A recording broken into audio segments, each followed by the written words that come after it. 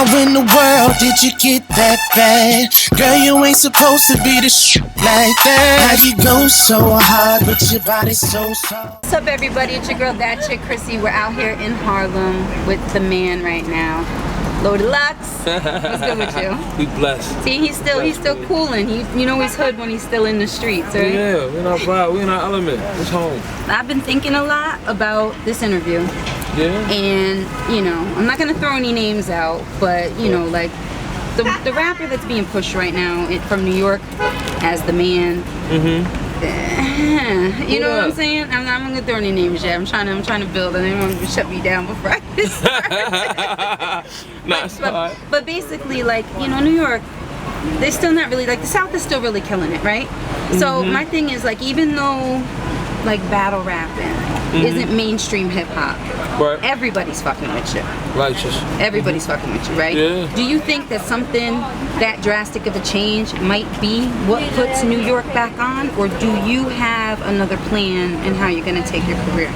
Well, the idea is to keep expressing myself as much as I can through having many vessels I can do it. You know what I mean? At the end of the day, I do have a message. You know what I mean? I have certain content that I like to push. I don't get caught up into you know, politically, who's rocking, who's doing what, who's on top, and that's cool. My whole thing is, you know, if you're into it, you're into it, but everybody got to do their part.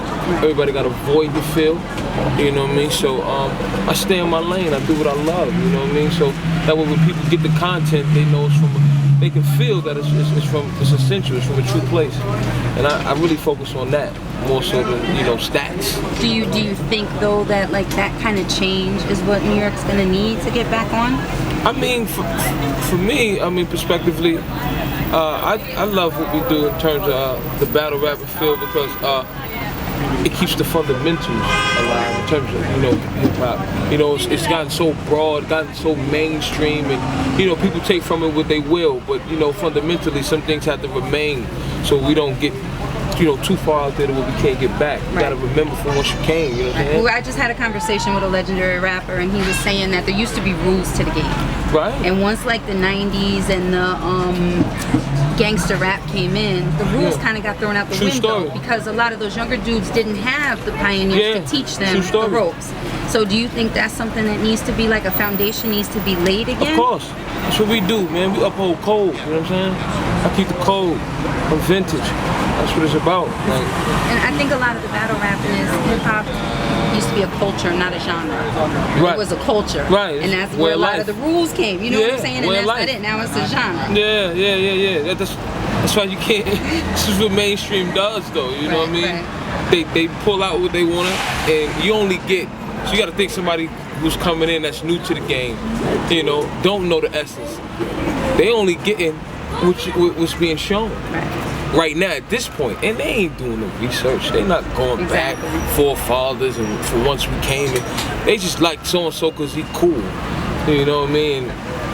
You know, some things, you know, in regards to artists, I think artists have a responsibility, and more so than the consumer, the artist should know the rules, should know the principles. You know what I'm saying? You got to uphold a certain code, and you have codes for a reason. You see what I'm saying? Right. But it's like anything. If you were going to be a doctor, a lawyer, it doesn't matter. Whatever you were going to be for your career, you would be researching.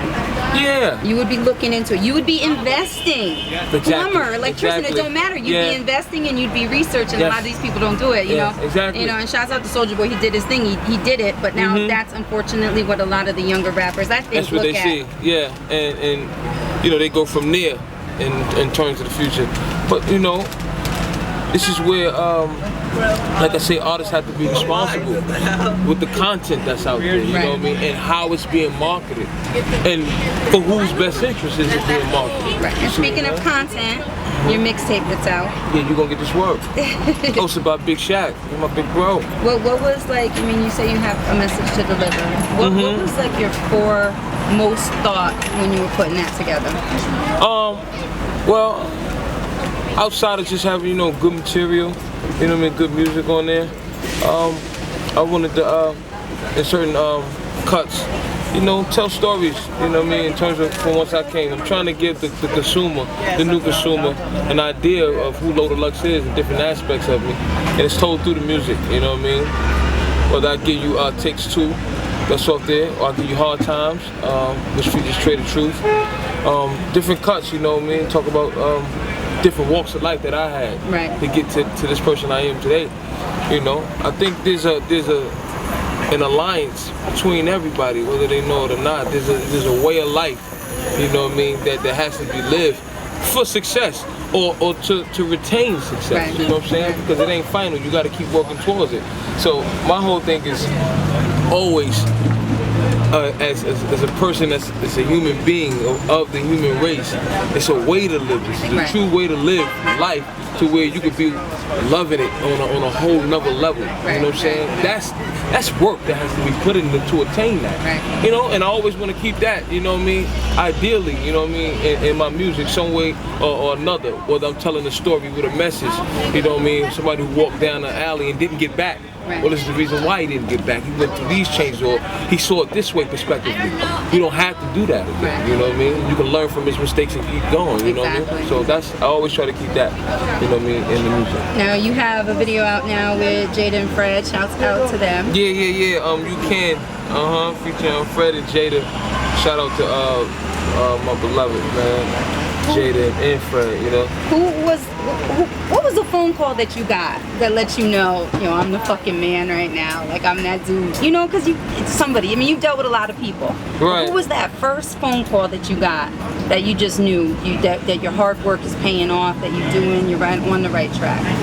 Oh, my first phone call. I don't know if I remember the first, but it's something that's you did the little kid thing, like, yes.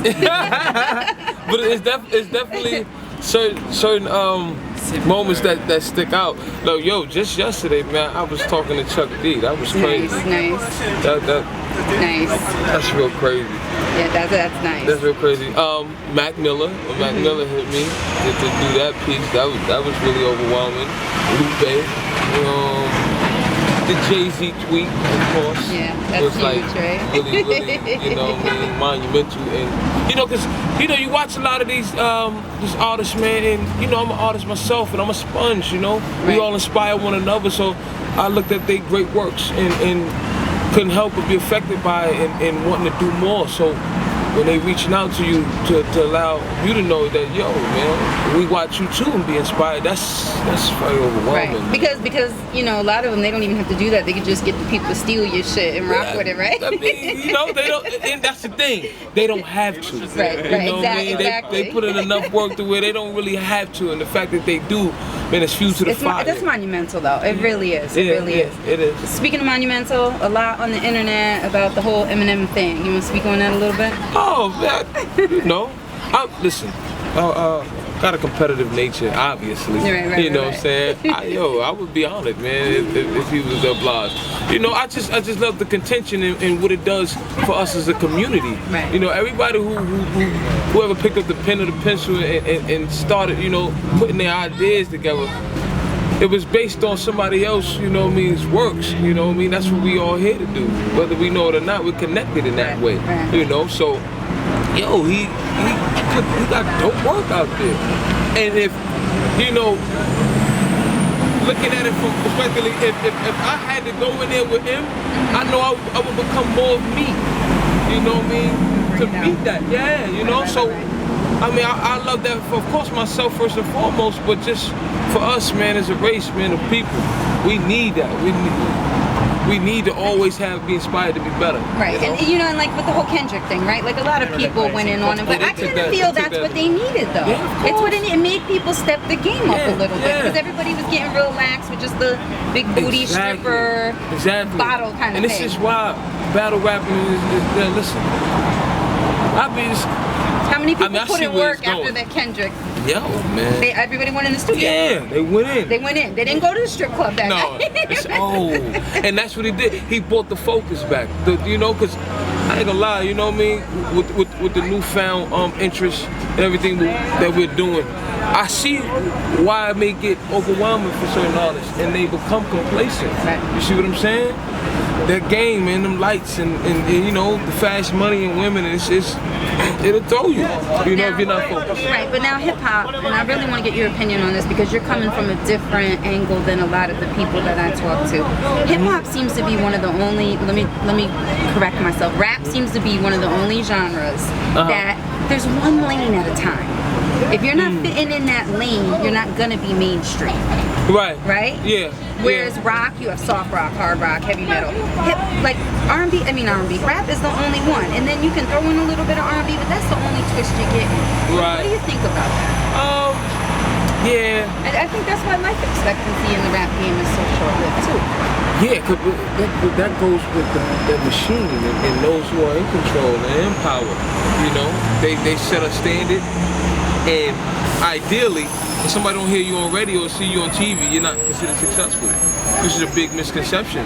That's why you gotta tip your hat and commend innovative artists that take chances and do different things, man, and wake people up. You know, it's a beautiful thing, man. We could be having a conversation and, you know, we done blossomed off a battle. That's dope right now. You know what I'm saying? It just changes the whole scope of how we see what's success in the music industry. And there's so many more avenues and vessels where we can be innovative at. You know? Speaking of which, what other hats do you wear? Like, besides rapping, what else you doing? In regards, you know, I've been working, shout out to my man Combat Jack.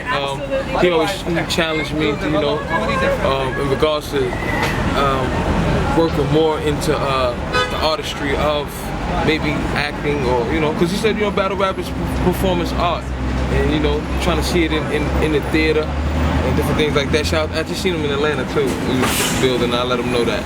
But, you know, I've been challenging myself in that regard, you know, just trying to see more ways my expression could be more visible to the people watching, you know what I mean? Right. So I want to put great work out there that's everlasting, you know, or just inspirational to people that watch it, you know, because, you know, we're having a platform and having a forum.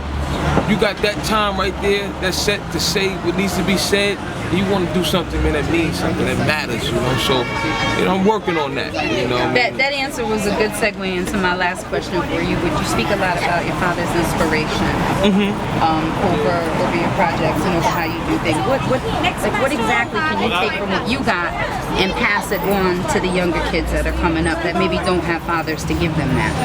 Yeah, I mean, like I said, we all inspire one another.